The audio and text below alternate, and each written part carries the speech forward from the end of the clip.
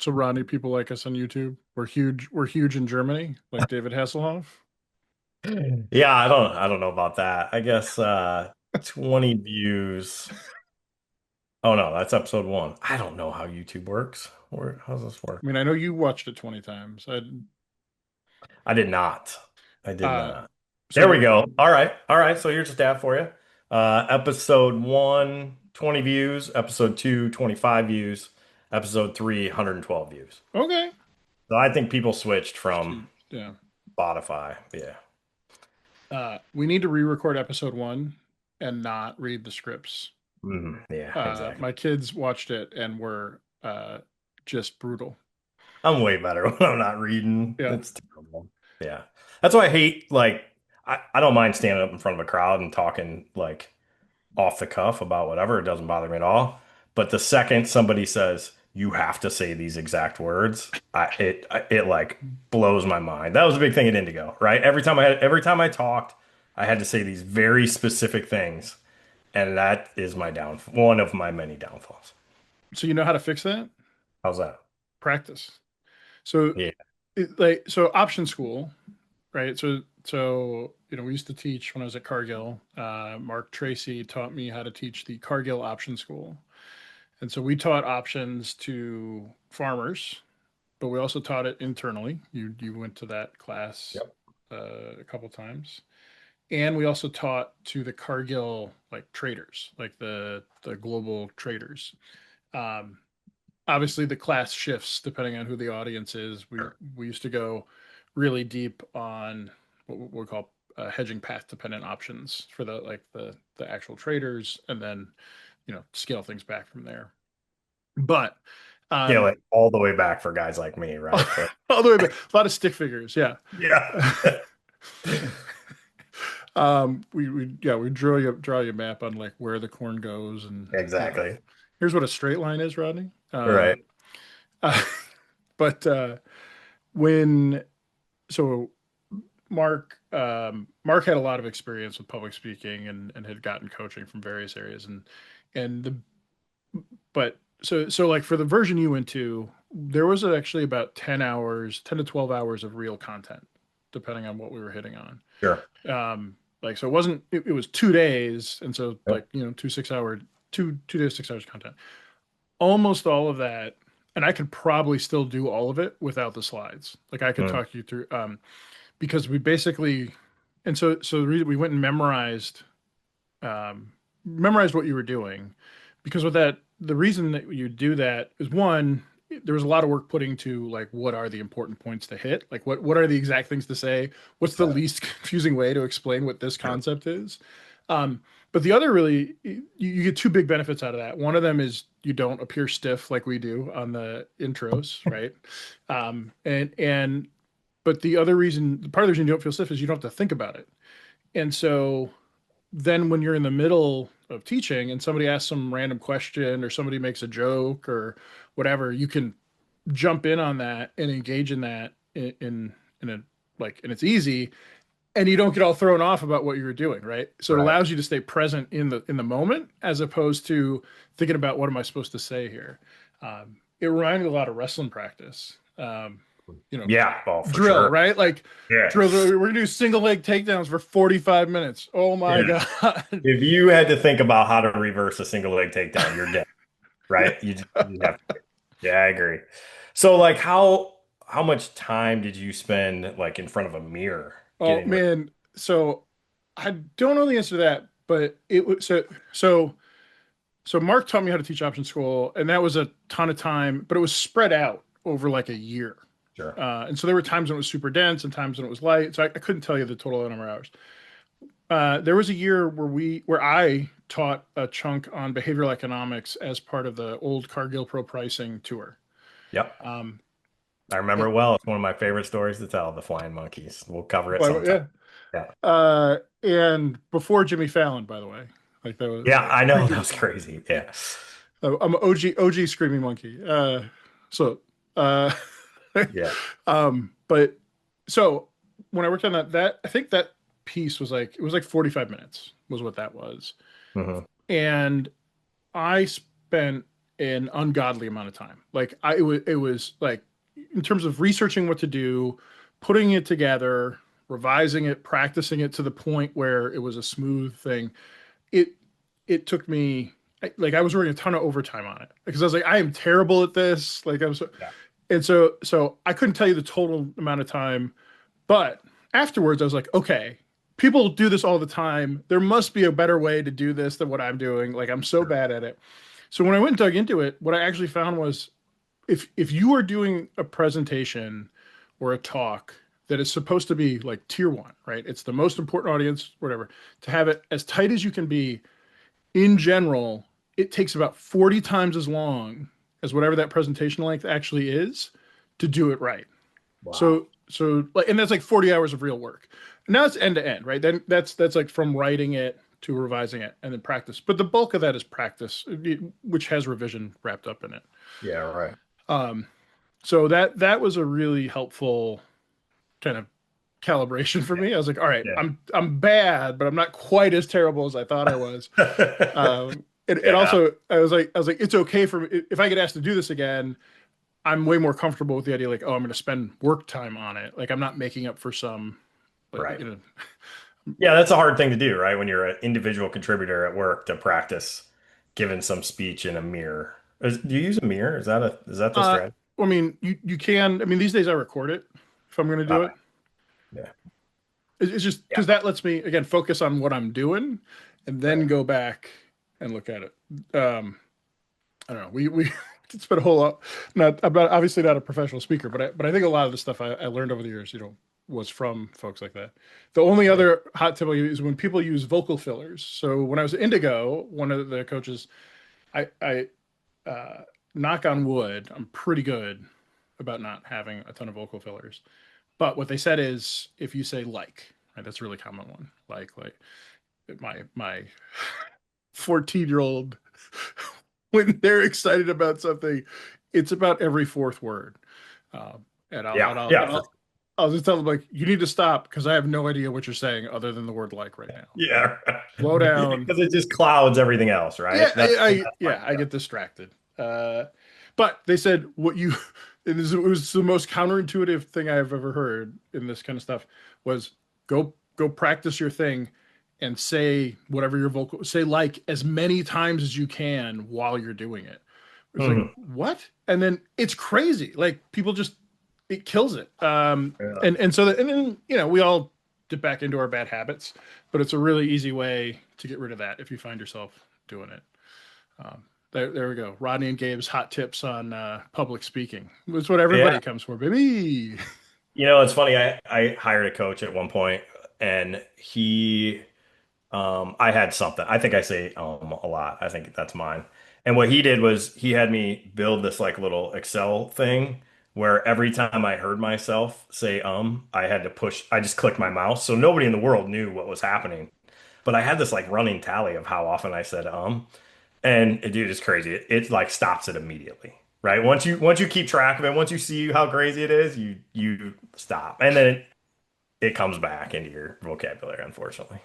Yeah. Back to memorizing, right? When you're practicing and people look smoothest because they've memorized what they're doing.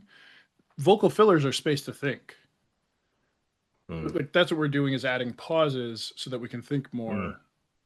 We don't need a ton of time, but if right. a word's missing, most humans are pretty uncomfortable with silence. So we use that filler to create the space to think about it. So again, if you've practiced a lot, you look smoother even though you're reciting something.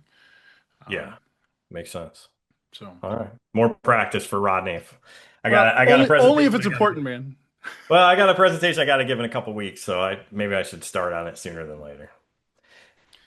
Although it's hard with grain marketing because things change so quickly, right? Like I mean, again, there's the points you want to touch on, I'm sure you can nail down. Well, I Um, don't know, man. What are you presenting on in a couple weeks? I'm not really sure. So I've got a customer who they do this very interesting thing they've done as long as I've known them.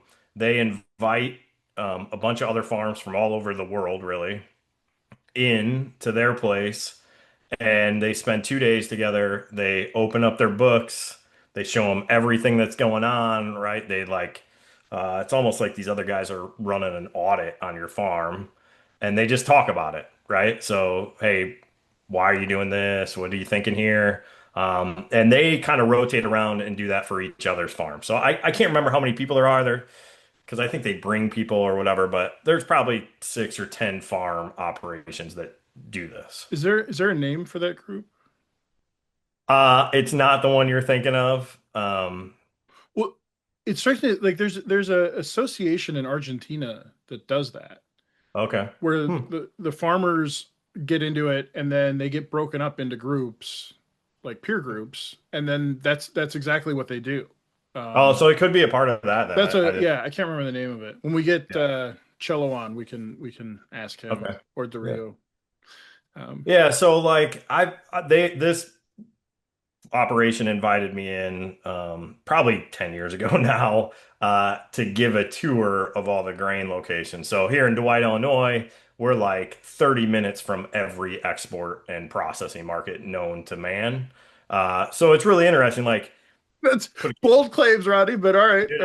I mean, we can go into it, but essentially, if you put a cooler of beer in the back of a bus and drive around for 4 hours, you can see container markets like the actual export market, river market, BNSF and NS rail markets, so east and west, ethanol plant, and yeah, I don't know. I guess that's about it, but it's pretty good. I mean, I mean, it's that's don't get me wrong, like that is a good yeah. chunk. Yeah, Yeah, I mean, there's lots of parts of the country that you just haul to the river, right? And that's right. it. So we're lucky to have that. So anyway, these guys invited me down to give a talk. They left it super open-ended, like, hey, talk about something relevant with the grain markets. So that's the thing. I'm not sure exactly what I'm going to cover. Probably talk a little bit about pitfalls that I see farmers run into, try to give them some cautionary tales there. But I think for the most part, those guys want somebody to say, what's going on in the market? Why is it doing what it's doing? And how should I manage my risk, right? So that'll be part of it, which is reckless when I don't know anything about anybody's operation except for the guy I'm with. But I'll tell you, the one thing that's cool about this very specific presentation is, I'll for sure ask this guy before I do it, but they're super comfortable in that forum to like open up their books, right? So I can Mhm. say, hey, farmers generally, instead of saying, hey, farmers generally can do this, in this situation, I can say, hey, because this guy's got this risk profile that you all know about and you just saw, we're going to manage that this way. So it's interesting. It makes it easier to talk to a group, I think. Do you have like when so I mean we talk a lot about the general position that as a farmer you're long the crop till you're Yeah. dead. So, Yeah. super fun. And even actually, Even technically, if it's after. Yeah, your around pretty your much entire after. family's long the crop forever. Congratulations. Yeah, right. Way to buy an acre. Yeah. Um, and and so is there yeah, well, so we talk about that, and then we talk about how cash flow management is, and I don't know how much we talked about it here, but when we Mhm. talk about working with individuals, we talk about cash flow management a lot as a primary driving force. Um, are there a set of principles that you walk into the crop year with, like before, or walk into a new customer with, like, okay, here's here's the framework I want to start with, like is that's Ah, kind of perennial? super funny that you asked that because when you left last week, you asked me for the hardest question I had all week. Yeah. And so Two I'll go to weeks. 2 weeks. You had 2 weeks for the hardest 2 weeks. question, by the way. Sorry, 2 weeks. So the one, a guy called me afterwards and asked me to talk about or my thoughts on how artificial intelligence is going to replace everybody inside the ag industry. He felt like he was like fooling me into that being the hardest question. So thanks, Sean. I don't think that's a topic for today.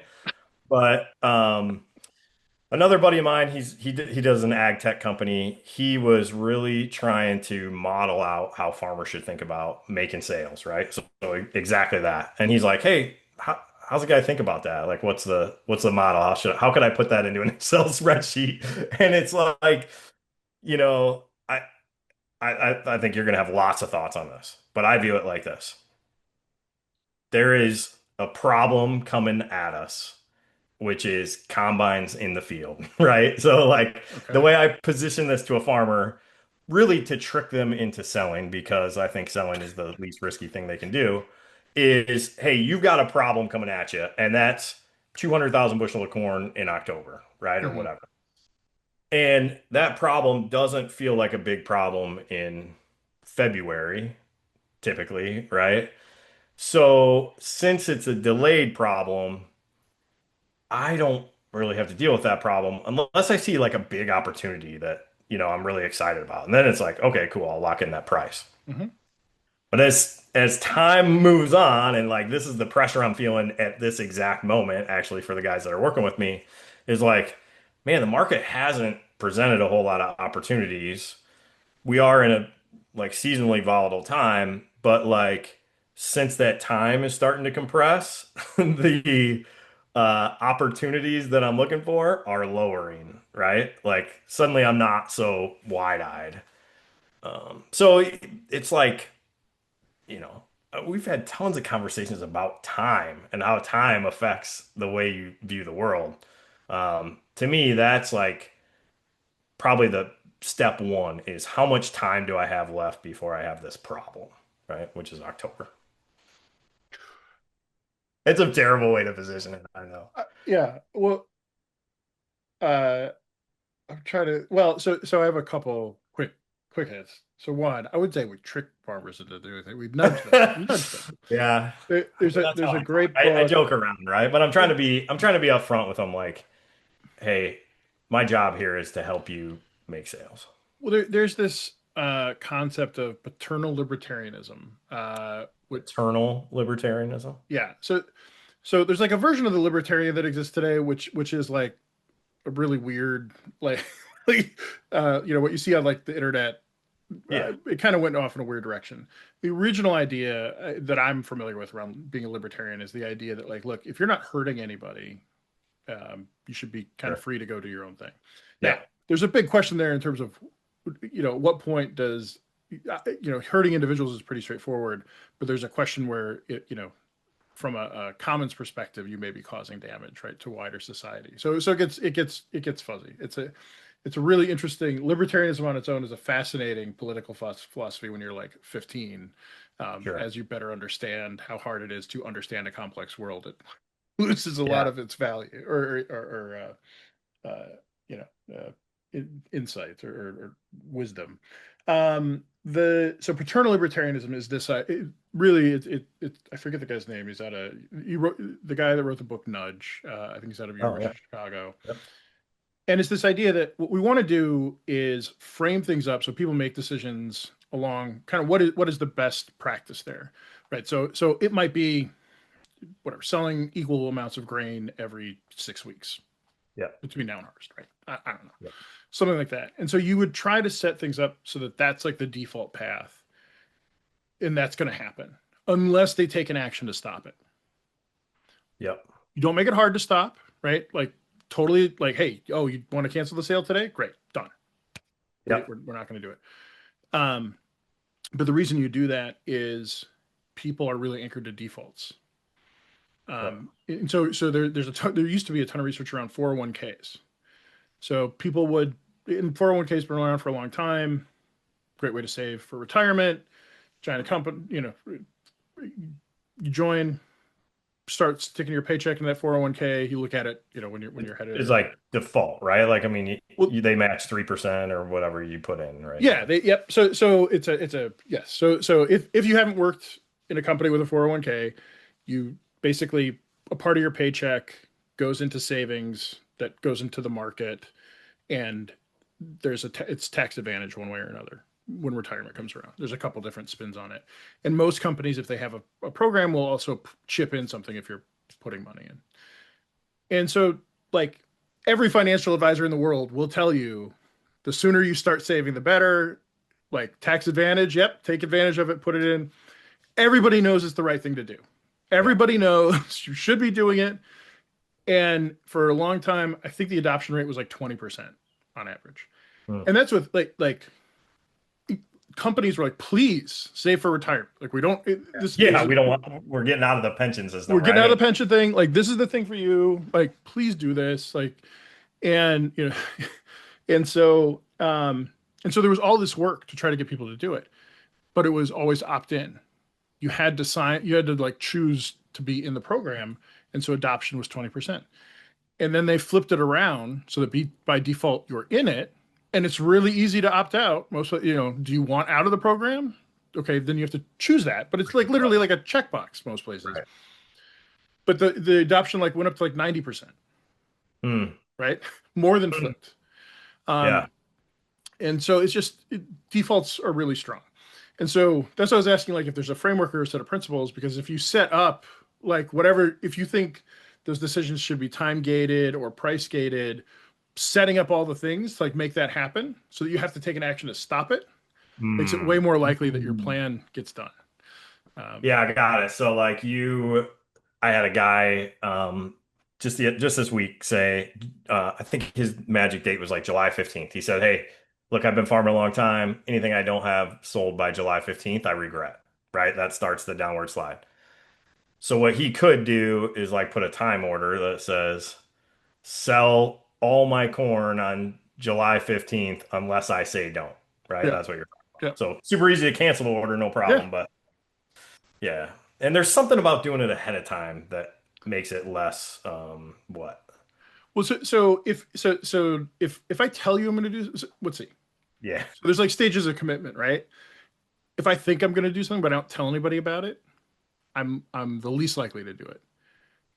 If I think I'm going to do something and then I tell you about it, I'm way more likely to do it Hmm. because as a human, I would like to appear to be consistent and logical. I So if see. I tell you I'm going to do something, the consistent and logical thing is for me to come through and do what I've said I'm going to do. Hmm. Humans get real nervous when people don't do what they say they're going to do. Sure. Yeah. Um, and so putting in an actual order, right, just takes that to another level. Yeah. Um, that's yeah. Um, Hmm. it a lot of the behavioral economic stuff we've talked about over the years is really about figuring out how to get yourself out of your own way. Yeah, man. So it's funny that you reacted the way you did because when I say trick farmers into selling, like to me, that's my version of the Yeah, stuff that you taught me, right? totally, Which is like absolutely. make it easy to do it. I don't know. It's probably a little tongue in cheek, but Well, I talk about manipulation all the time, right? Like yeah, it's got a really negative context, but the reality is, like you, again, one of the things with behavioral economics is as you understand how you can affect how decisions get made around some of these behavioral challenges the human brain has, it there's almost a level of responsibility of making sure you're being both really transparent about what you're doing. yeah, Like, hey, I'm going to do this. You're going to react to it this way. Like, this is how I think I'm going to get you to do this. I, sure. like, 'cause I bet that's exactly what you do, right? That is what, Like, hey, yeah. man, I'm going to trick you into selling right now. Like, you Well, probably say those words. Yeah, I literally said it today to some guys that yeah. yeah, exactly. It's totally like, and I'm 100% on board with that. Because really because really what you're saying is based on everything you told me, I think you actually want to sell today, but I realize you're having a hard time pulling that trigger. So let's Yeah. figure out if we can get yourself out of your own way. Yeah, how do we motivate you to do Right? that? Trick that part of you that's causing trouble. Yeah. Yeah, that's right. That's exactly right. So yeah. So what exactly was the hardest question? Like what should I do for the July 15th or what was No, I mean, I'd say that the hard question was, hey, how should I think about the timing of my sales, right? So, like, what percent sold should I be over time? And that's tricky, right? Because again, like I'm saying, if we see big opportunities in February, I'm probably going to be like pretty aggressive. We haven't seen those, and I don't know how much we've talked about it, Gabe. We're like most farmers are below break even on corn and soybeans right now based on current yields. So like now we're getting close to the point where it's like, hey, what if July 15th gets here and we haven't seen an opportunity yet and now we just drift lower, right? And it's funny, I have a better time this time of year um like wrapping my head around corn's down 10, right? Based on some news. like corn down 10 feels like a buying opportunity to me a lot of times, right? Like the market's going to overreact based on some big news and then it comes back. What I'm actually really nervous about this time of year is this like slow drift down, right? Where Mhm. like you lose a It's penny the today, you lose a penny the tomorrow. proverbial frog in the pot, right? Yeah, frog in the pie, exactly right. Yeah, so it's you know, I think that's the toughest thing about grain marketing, especially this year, because I'd say most people are behind on sales. It's not profitable at the moment, on it for any new sales.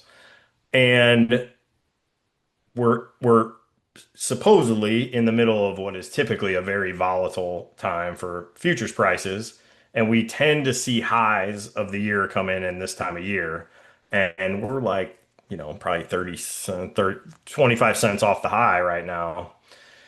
And most guys' budgets were hoping for like a new high, you know, and we just haven't seen it.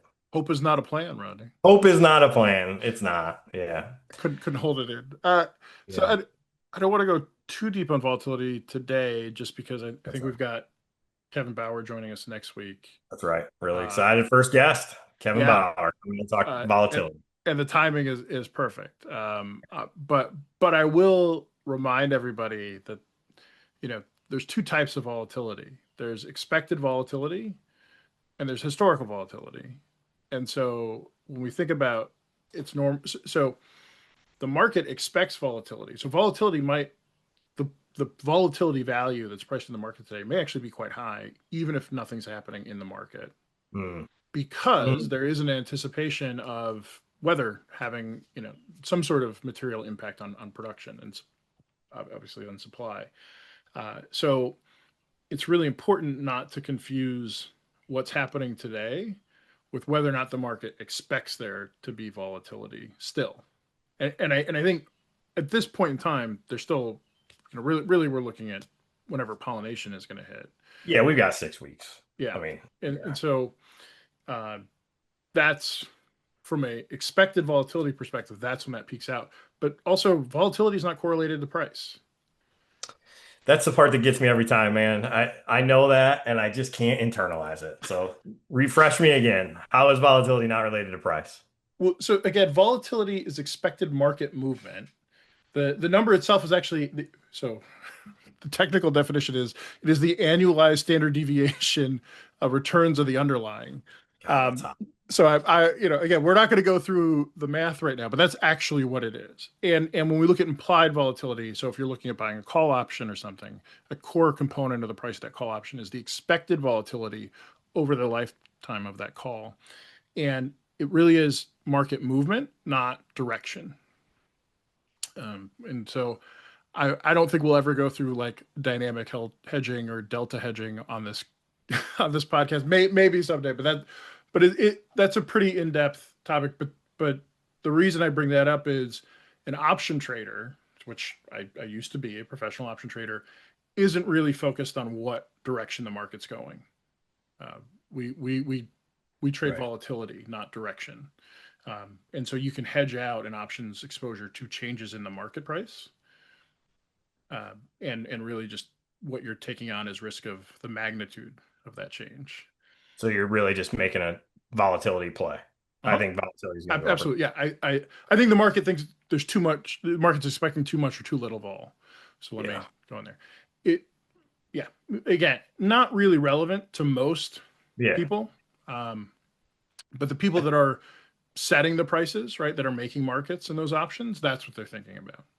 Well, and I think where it's relevant to farmers is exactly why we want Kevin on the show is, hey, selling options looks really attractive when volatility is low because you want that extra premium, right? It feels like you want that extra premium. When in reality, that like an option trader would be buying options at that time, right? Maybe if they felt like the volatility was low. Depends on a Right. lot of things, Yeah, Rodney. yeah, that's right. Right. Hey, I will ask, so what you're telling me is if over the course of 100 days, the futures price changed up or down every 10 or 10 cents, but stayed inside of that range for 100 days versus just like linearly went up a penny every day for those 100 days, the narrow 10-cent band would be higher volatility, right? Yep. But lower price, obviously, after 100 days. Lower market price. Yeah, lower market price. Yeah. Cannot wrap my head around that. I know it's true. But it's hard. It's just math, baby. Yeah, yeah, that's right. That's right. Um, let's see. Last week or 2 weeks ago, you made a bold statement I that did. if you've got crop insurance, you're always better off selling. I don't know if I was exactly right, but why don't you lay out what the claim was? Yeah, so I think the claim is if you have crop insurance, and again, specifically revenue protection, right, on your acres. Um, in the case of, well, just that it protects you if the market rallies and you don't raise the bushels. So what I'm saying is most farmers' biggest fear is they sell bushels they don't have. Mhm. And what I'm saying is if you sell bushels that seemed profitable when you sold them, and ultimately you were short on bushels and the market went up, which is the worst case scenario, your guarantee, your revenue guarantee actually goes higher, Mhm. right? Which means like I'm making more money, right, in a shortfall situation than if I had the crop. Now, you're always better off selling the high of the market. That is, we can't compare it. I mean, the least controversial statement ever. I don't know. Somebody's gonna argue with that. Let me share my Oh screen. boy, if somebody wants to let us know what the argument is against selling the high, I, I, boy, I have a lot to learn. Yeah, I'll say that. I get it. Okay, so I put together this spreadsheet. So can you see it? Oh boy, yes. So for You those of don't you you don't just on like the it? audio, Rodney's got a sweet Excel spreadsheet up. Yeah, you don't like it. I think you're making fun of me here with No, it. I'm not. Plain Jane. It's Okay, so fictitious corn farmer taking revenue protection insurance has 1,000 acres of corn. mhm, All right. His APH, so his historical production, averages 200 or yeah, 200 bushel per acre. So he gets that number from his insurance company based on history. mhm. And then he can pick how much coverage he wants, really up to 85%. There's ways to get that higher, but really traditionally up to 85%. So in this and this spring, the spring price, which we talked about a couple weeks ago, was set during the month of February. So December futures during the month of February. I confirmed since 2 weeks ago that I was right on that price. It came in at 470. Okay. So that's the guarantee. So this particular farmer is guaranteed when he planted the crop 170,000 bushel at $4.70, Okay, and giving him 170,000 bushels is the acres times the APH, the 5 year average or whatever, that's uh, right. and then taking 85% of that total bushels. Okay. Exactly right. And then so when I multiply those guaranteed bushels times the price, that gives me 799,000 revenue guarantee, or probably easier to digest, 799 per acre, right? Okay. Yep. Make sense? It makes sense. I'm guaranteed to $799 an acre, full stop. Yep. Okay, so let's go scenario one. And I'm going to say this is the scenario that usually happens. Okay. Uh, Guy ends up beating his APH. So Hmm. in this case, I did 225 bushels, what he Hmm. raised. That's because of a trend line yield lag, right? Like when you're looking back in history, that happens a lot. Harvest price. So we're using October, the month of October. Sorry, the month of October for December futures to calculate the harvest price. And Rodney So if was you right. That is true for everybody. you checked, all right, I I did didn't check. check. Yeah. I Yeah. wanted to be right, but I wasn't quite. So if you look back at any historical values, it's going to tell you, you know better than me, 8 times out of 10, the harvest price is the low. I think that's right. Yeah. Harvest price being October, right? Hmm. So again, low price here at $4. So I raised 225,000 bushel. Okay. Then I said, all right, I sold a bunch of those, kind of up to my guarantee here, right? So 160,000 bushel, I was guaranteed 170. Sold that at 450. Now at harvest, I've got 65,000 left to sell. 65,000 bushels. Yeah. Bushels, that's right. Okay. Yep. All right, now we get into revenue. So as we talked last week, the revenue guarantee adjusts based on the higher of the spring price or the harvest price.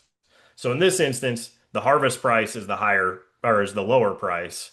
So my guaranteed stayed the same. My adjusted guarantee is still Right. So, $799 back in per. the spring when we did all that math, we said we were guaranteed $799 per acre. And so it turns out with my higher yield, even with the lower price, I'm going to make about $900 an acre. Exactly right. Okay. Yep. From And an insurance calculation perspective. that's exactly right. Yep. Um, I've got my grain sales revenue. So what I did was my 160,000 times 450. Well, so I guess let's draw a line under that. So to be clear, so at this point, insurance is done. Insurance is done. They did the math. Yeah, They said, that's right. hey, your revenue is going to exceed the $800 or the $799. Like, thanks for the check for Yep, your revenue insurance. We'll see you next spring. that's right. Okay. Yep, no payment here. And So I then sold, okay, on actual farm revenue. yep, so I sold this 160,000 bushels at 450. That comes to 720,000 that I've locked in, right, during Hmm. the price of the year.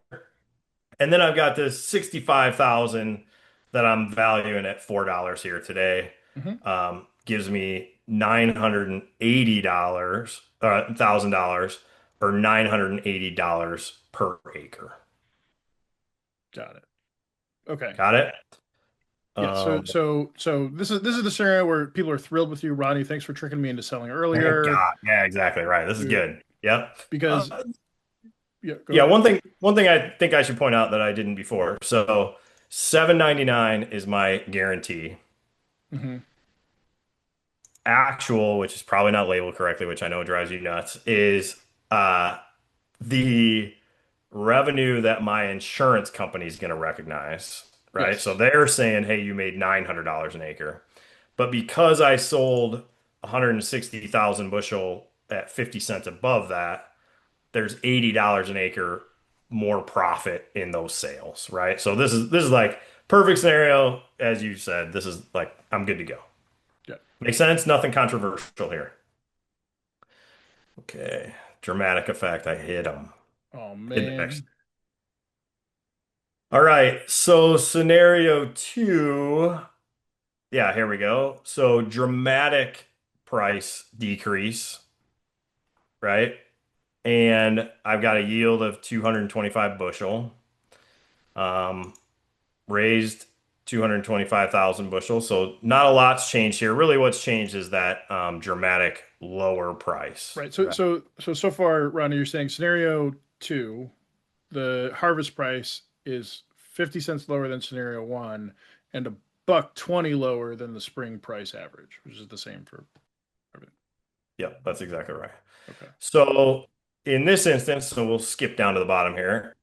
Guarantee stayed the same. Again, spring price is higher than October, so guarantee stays the same. But I only raised $788 worth of crop, right? So that's 350 now Hmm. times my guarantee of 170,000 bushel gets me 788. So I do qualify for an indemnity payment from my And insurance. right. So just to be super clear, we're taking harvest price of 350 times that actually much higher yield than the trend yield Sorry. than the That's trend right. line yield, right? That's right. Yep. And so in scenario one, the harvest price had fallen, but not so far as to overtake the gain from the increased production versus APH. Scenario two, the market's fallen so far that it's eaten up the gains from the additional yield. Yep. And so when they do that calculation, 85% of 350 times 225, or are they doing 350 times? 350 times 225. Yep. Okay. That's right. Right. Yep. So calculate. adjusters coming in going 350 harvest price, but your yield was higher. We take 85% of that from a revenue guarantee perspective, and you came in at 788,000 across your farm from our That's right. insurance perspective. Um, you like that? I did that math. I divided or I multiplied 100,000 times 788. That's why I stuck with. Yeah, that's good. That's why I did 1,000 acres. It makes it much easier. So okay, so after all said and done, from an adjuster perspective, I'm short $11 an acre.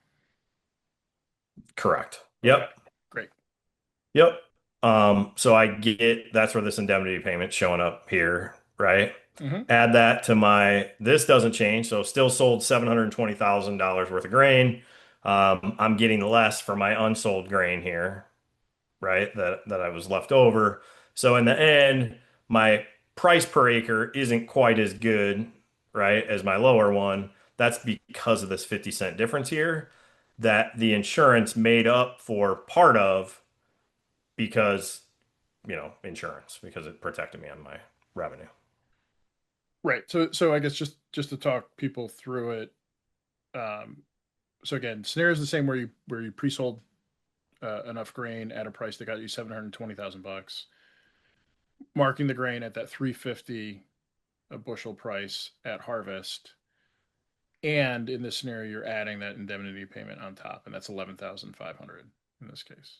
So Yep, so that's it's right. not just the previous grain sales and the unsold grain selling at 350. It's also that indemnity. Exactly. Um, there's somebody who used to work with talked about, insurance isn't going to make, it's never going to make you better off. But it's supposed to keep you whole. And so this seems like, Yep. yeah, Yeah, that's exactly right. But I would say that's why this scenario is why people view it as a put, right? That's yeah, why when people talk about it, they talk about it as a put. absolutely.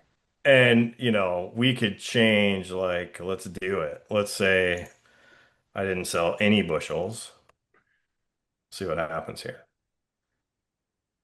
Yeah, so Well, if you don't sell any bushels and you've triggered that indemnity, you're just going to be brought back up to whatever your guarantee was, right? So that's exactly right. 799. So I'm 799. Where here I'm making the $900. That's because that extra revenue came from the 50 cents on the guaranteed bushels. Yeah. Yep. And if you're Cool. looking, you can make fun of Ronnie because he did not update his math on the actual. Or see, do you have the actual? The unsold grain value should be a lot higher when you've changed those numbers.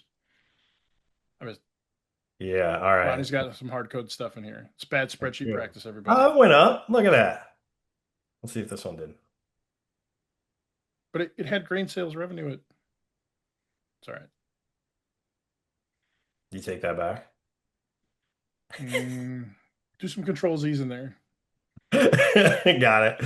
Yeah, so it's working here. Yeah, grain sales. All right. All right. Well, Well, okay. doesn't matter. All right, let's get to the worst case scenario, and actually the part that I'm most excited about.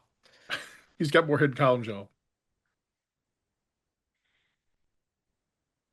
I hope it works. Okay, so scenario three here. Worst case scenario. Well, hold on. Idle. You can't say at 550. Oh, the worst case because the yield's down. All right. All right. Okay.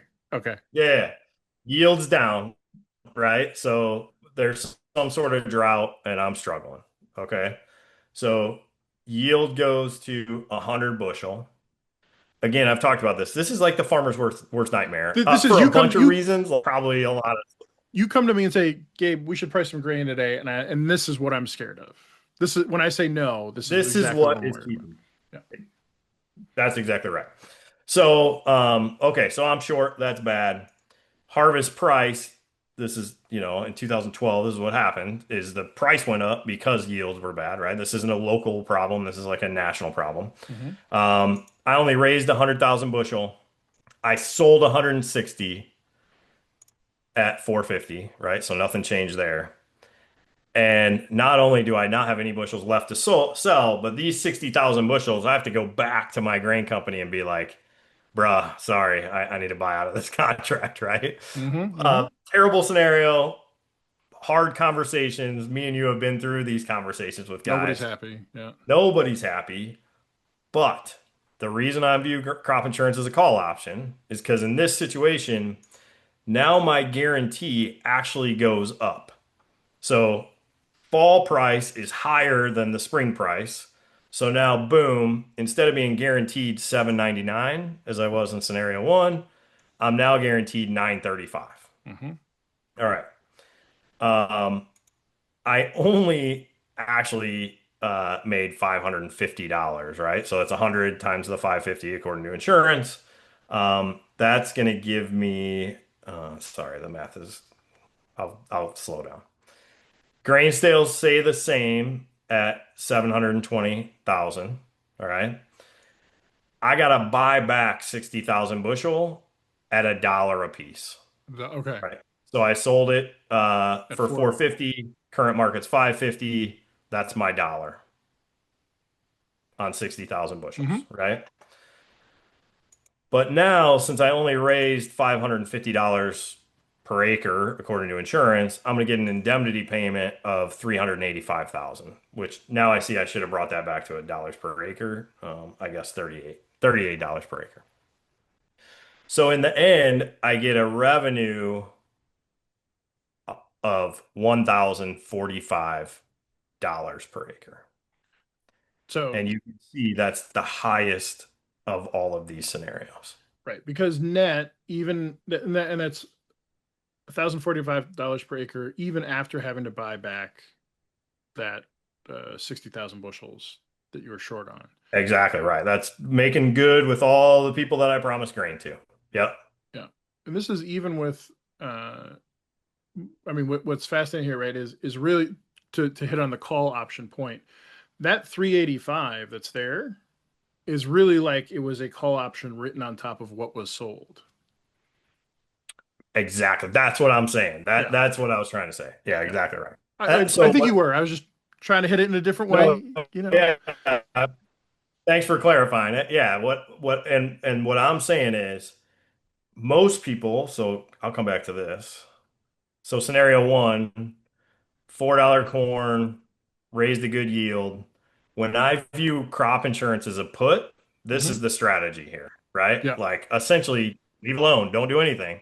Okay, in this scenario, we made 900 bucks. Fine, right? Yeah. And frankly, like well, yeah, you can take this to, $2.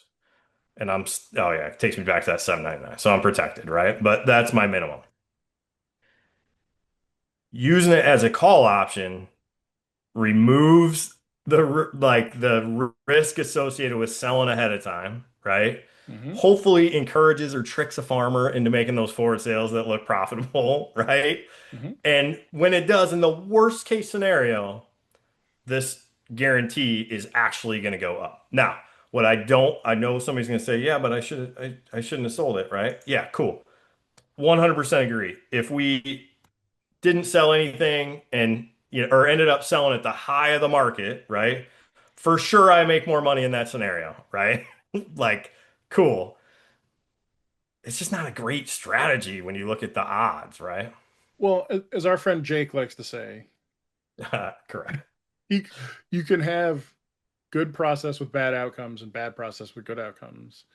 That's right. And the challenge that we all face is seeing a good outcome from a bad process and recognizing it as a bad process. Yeah. And I think what you're trying to show, like what you're laying out here, is a process that's a good process, right? It doesn't. At the end of the day, we're always trying to forecast the future, and we're not going to get it right. Like if there's one thing we know, The we're not worst going to thing. sell the high. We're not going to get that magical sale at the highest price. Some dude somewhere sold, three futures contracts at that high price. That's really about it. Yeah. And so trying to hold yourself against the idea of having accurately predicted the future is absurd. But Yep. that's actually the question we all ask ourselves. And Every so single. I know the role you're trying to play is, hey, you know what? I don't have a glass ball to look into and figure out what's happening, but I know how to run a good process from a risk management perspective. And even though it might be really painful having made some of those sales and the market's gone up and you're buying back the contract. The reality of it is, you're not going to get 100% of the upside, but by the way, you're doing okay. Like, like if you made those sales and you thought it was profitable for you or it was That's a right. level you were comfortable with, you're actually still going to be better off. That's right. You won't be the best, but it'll be better. Uh, Opportunity cost out the window, right? Or opportunity is gone in a lot of cases. The other thing that I'm always quick to point out here, Gabe, yes, I probably missed some opportunity by selling too early in this crop. If D's 25 is trading at 550, chances are D's 26 is trading at 530 or 540, right? Again, this is not market advice. I'm not predicting the spreads, but like it probably went up with it. And that's when I'd encourage guys, cool, man. Now let's lock in. God, we locked in 450 on D's 25 and made a little bit, right? Now let's go lock in 530 on D's 26, and it probably makes sense. So, any scenarios that I didn't cover here, Gabe, that you can think of? I We don't need to walk through. I suspect there's a corner case that's probably a little more painful where we're right around an indemnity level that it maybe doesn't look quite as good. Um, Could be. But I will say it always goes up if as I the mean, to be price. fair, right? Like if we imagine what are the scenarios that might drive a market price to be much higher at harvest than it was in the spring, like again, which is like if that's happening, it's on, right? It's not uh, because just like we were talking about volatility before, very few things are adding volatility into the December that what is now new crop, moving into the Yeah, old crop thing. Um, Not a lot adding volatility into it at that time. We, exactly. we don't see anything big again normally until we see spring planting. Yep. Yeah, I agree. I do think like bad scenario here probably Gabe is Yeah, low $2 price, is low. real bad. What's that? So yeah, Yeah, $2 is real bad. I'm going extreme, right? Low price, low yield. Actually, I'm benefiting from a lower price here because I oversold and I'm buying back, But you yeah, know, at a profit. But you know, yeah. anyway, moral of the story. Listen to Rodney. Nah, don't listen to me, Oh, don't but listen to Rodney. yeah, cool. All right, I'm gonna stop sharing that. I think the moral of the story is a good sale is always a good sale. That's right. It may not have been the best sale, but that's okay. And crop insurance helps lower the risk in making that sale. That I think that's Yeah. like if I could buy a billboard with in summary, it's like, hey, your crop insurance protects you if you make a sale. And if you're thinking about it as a put, you're probably leaving some money on the table. I was talking to somebody who has some pretty significant euro exposure, and so they've got about $200 million of euro exposure over the next 12 months, and Hmm. we're talking about hedging and like how That's to volatile approach. market right now. What's that? That's volatile market right now, right? It is more volatile than normal. So currencies between the big countries tend, in that G7 market, which dollar euro would be one of them, tend to be a Yep. lot lower than what we see in commodities, right? So Sure. sub 15%. It might be a little bit higher right now, but the frustrating thing is they had thought about locking in what was a pretty advantageous rate about 6 8 months ago, which has Mm. now cost them about 15 $20 million, Yep. and they but they were so I asked, okay, how what's the right way to do this? Like, it was shocking how similar it was to a farmer conversation, because they're like, well, I don't like where the price is now. Like, I want that price from back then. It's like, Yeah. yep, sure. And so we took a step back and talked about guiding principles on this stuff. It's like, and part of the reason they didn't pull the trigger is they're like, hey, we're not traders. Like, we're not comfortable locking those things in. And talked Mm. about like how that attitude, the perspective that the now much lower, I think it's like a buck 13 or something dollar to the euro. Um, how saying you don't like that price actually turns you into more of a trader. Exactly, because I don't know these guys, but I assume locking that in would have actually been a hedge for them, That's right, right? Yeah, right, right. right. So because they were like, so like getting neutral would be like, doing half of it? I said, no. So you guys operate in US dollars. Like Yeah, you're anytime exposed. if you know you're going to have euro exposure, like, rolling, swapping that out, setting a hedge, right Yeah. now is actually what you would do. I can't imagine anybody that I would ever say you should block out everything right now. Like that's just not No, right. Yeah. right. And so then we started to talk about how would you do that? But it it was there's my vocal filler coming in. It just it was it's always entertaining when it's not you to see the similarities between whether you're making a decision about $50,000, $500,000, or in this case, $200 million. The same psychology is still at play. The same frustrations are still at play. Nobody's great at it, right? And or I should say, very few people are great at it. And most of them are living on an island, with their own mini nuclear power plant running That's there, right. right? Like, That's right. uh, so the for most of us, especially if it's not the only thing we're thinking about all day, every day, we're best off optimizing for our own cash flow decisions. When we're running a commercial business where the primary business isn't a trading business, it is about cash flow. It is, hey, is that a good sale for my business? Great, done. Like if it's nice when you can sell at better prices.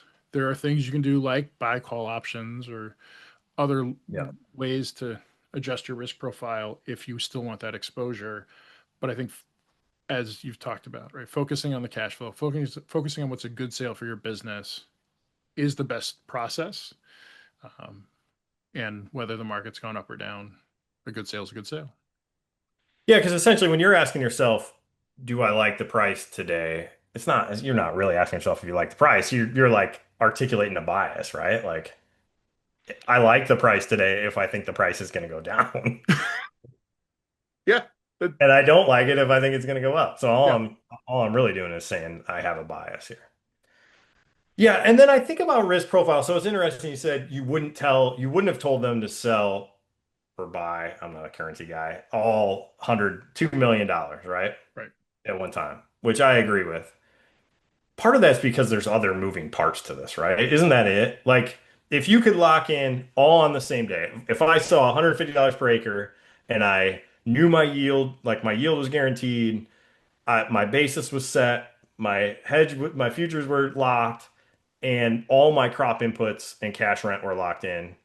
Okay, maybe then I do 100%, but that just doesn't work. Well, and again, as is relevant to farming's super competitive, Exactly. right? And if you're the only guy that sold at 4 and the market went to 6, even if 4 was profitable, that may be challenging depending on what your business plan is. I guess is what it comes down to. If you're Yeah. on 3,000 acres and like you're going to be on 3,000 acres, doesn't matter what anybody else does. Like Yeah. you're good.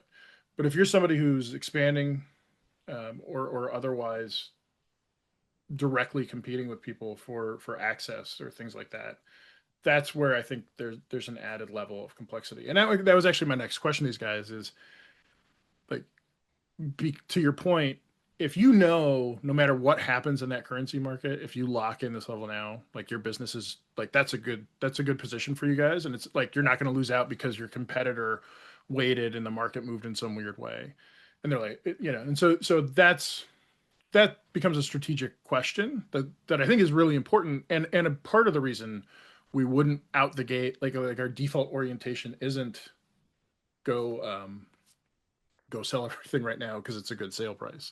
It's Yeah. work Right. your way into it. Yeah. Yeah. There's some large bugs with stingers on them buzzing around the corner of my house right now. I can't quite see all the way up, but it's very Mhm. distracting because they are, for me, they're big. Uh, Bug season in Boston right Bug season. now. I worked outside today for the first time. Okay. Uh, it's been rainy for like 3 weeks, Yeah. but yesterday, this weekend, and through today has turned really nice. So, Do you work on one screen? Do you have a single, can you just work from a laptop? I, so I can like So it actually depends on what I'm doing. I have a I have a ridiculous situation. So the screen I'm looking at you now on is the width of four 19-inch monitors, basically. Okay. So I Yeah. can have four like reasonably sized things to look at.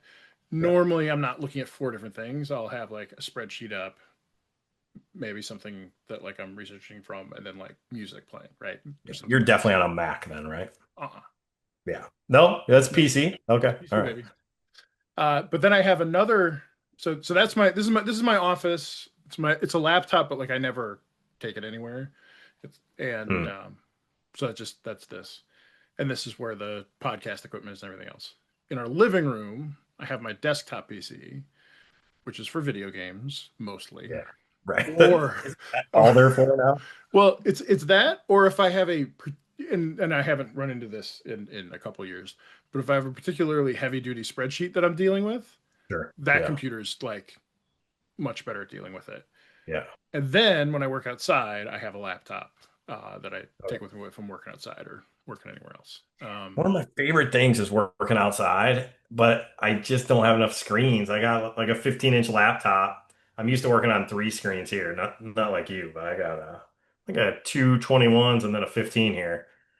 I can't stand it being on on the porch. I I have a hard time doing like coding out there, Yeah, right. Yeah. but anything else. So if I'm writing emails or stuff like that, Sure. or reading things like outside's better. Yeah. Um, yeah. So okay, so in 2 weeks, our episode will have Kevin Bauer. That's right. He's agreed Too to many it. shows. I say Maybe we're he knows recording something. this. We'll say that Kevin Bauer, Kevin Bauer, Kevin Bauer, another Illinois guy. Yeah, that's Uh, right. so Taught me a whole lot about the grain business, man, when I was young in my career. So um, we we stay in touch. We don't talk enough, but we do stay in touch. yeah, he I think for me, he's one of the handful of people that I feel like most naturally is able to put themselves in the shoes of a customer Yeah, and agree. like deeply empathize that, and then bring in his technical knowledge to lay on that. And it like I think there are lots of people who do it well. It feels like with him, it's like just innate. Yeah, So I rarely do I talk to Kevin and not feel smarter afterwards. for sure. Yeah, I agree. Uh, so we got that. Um, we've got other folks who've mentioned, but we won't don't know what the schedule is going to look like. Yeah. Anything else we want to hit on, Rodney? I'll just give you an update on progress, right? So planning progress, my neck of the woods, virtually done. I'm sure there's somebody doing a little replant here or there, and there's some 40-acre field out there. But for the most part, guys are done.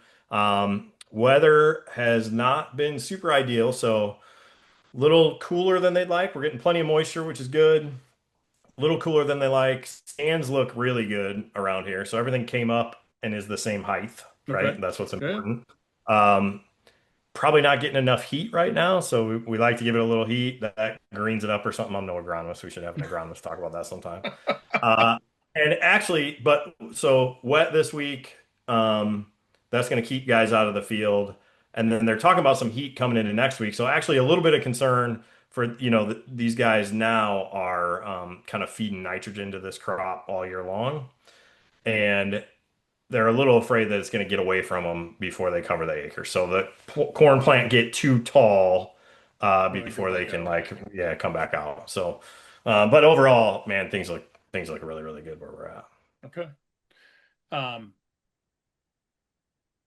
I'm going to refrain from asking for any. Well, are you back talking to guys now about? Well, it sounds like you've gotten a couple calls, so people are Yep, out of the cab and willing to talk to you again. And guys are back answering their phones. That's right. Yeah, yeah, nothing really exciting to talk about, which is annoying. I like volatility. I like to see the market move, and it's just kind of been a dog here lately. That's all right. We'll bide our time. will you like to see it moving higher? I think is what you mean. Uh, Dude, just volatility is just good in general, right? Um, I wonder if it's that absence makes the heart grow fonder. Is that the thing? Like, essentially, 470 corn maybe didn't look so good the first time, but if we get it again, boy, it would feel real good. I mean, that's my joke. That's right. I'm not going to Okay. tell it now, but We'll tell it another time. I Exactly. so so I think it's worth noting almost universally, almost people don't like volatility. Oh, really? Really. Hmm. As an option trader, I like it because the opportunity. But most businesses, again, whose focus isn't trading, do not like volatility, and even a lot of uh, certainly indices don't like it. Like it, unless your job is trading volatility or taking opportunity of big market dislocations, which isn't many people these days, you do not like most people do not like volatility. They want it to be predictable. They want that scenario where you said it's up a penny a day every day for Yeah. 100 days. That's what they want. Man, I think farmers like volatility. Does that match the profile of person that you would think would like volatility? Here's why I think they like it, Gabe, Tell me. is because they can take advantage. They don't have to sell every day. There's certainly not a buy and hold, strategy. They can like take advantage. So if we see a little pop, they can sell 10%. If we see another pop, they can sell 10%. So it's like, I mean, hopefully they do better than average, I guess, but I don't know. I think they like volatility. It's such a fascinating idea. It may be true. Well, I mean, one of the classic ones, when I think about like what are some of the behavioral things that come in, I know that if, I mean, I've yet to meet somebody whose initial reaction, if they sell 10% today, that they want the market to be higher tomorrow, Correct. right? Which is actually what you should want. And Because that's you got exactly what 90% left to do. the guy. Um, I thought this guy was going to kick me out of his shed, Gabe, when he said, "Oh yeah, we lose a lot of money in our brokerage account," and I'm like, "Perfect. That's exactly what you want." And he's like, what are you talking about? Yeah, I agree. Sorry. that's all right. So maybe in that regard, like there, I would say liking volatility for most people, unless they're trading volatility, which I don't think farmers are doing, um, it No. is unusual, right? It's and moreover, it's illogical, but that's okay. Like um, it, I suspect it's volatility within certain bounds. It's within. So like now that I'm thinking about it, it's like I like volatility when the price is less than break even, right? Because it makes Because you feel I like something's happening gives that me hope. might make it Gives me top hope. out. Yeah, Yeah. exactly. I if we were $150 in revenue, I'd be like, yeah, I'm good with, no Let's just volatility. say, yeah, that's good. Yeah, yeah, yeah. Right. That's right. Bigger. And that I find a much more compelling position than Yeah, just that makes sense. an absolute. I like everybody likes volatility around here. Yeah, good. Sure. Anything else you want to prove me wrong on today, Gabe? I Before no, we I mean I think I've been a failure over and over again, but that's okay. That's what I do. I Cool. screw up and then dust myself off and try again the next day. Well, I appreciate you prodding me to go deeper into that crop insurance conversation. I have yada yada yada over it with farmers for, 10 years. And this is a good opportunity to show it to them. Now I got the spreadsheet. If anybody wants a spreadsheet, let me know. I'll send it to you. But I mean, I will say one thing that I just found out a couple weeks ago. I didn't realize that there's a cap on that harvest price. oh, I didn't It know that either. I never did. It's Is it? 200%. I was gonna say, is it 2x? 2x feels like a reasonable cap on it. Yeah, yeah. Yeah, But it is, so at that's whatever 470 times two is, that's your cap. yeah. That I mean, yeah, it's tough to take on an unlimited liability, even if you're the U.S. government. Yeah. Okay, great. Well, so next week or not next week, in 2 weeks, we'll have Kevin on. We'll spend a lot of time talking about volatility. Um, I that's a topic I love. So maybe Yeah. we'll talk about volatility, smiles, Yep. smirks, Love it. Yeah. Skew. It's fun. skew, baby. Yeah. Okay. All right. All Well, right. good And talking to you. I'll see you in a couple weeks. if anybody has any topics that they want us to cover, in a timely fashion, shoot us a email, text us. I think What what most e- people. what email address would that be, Rodney?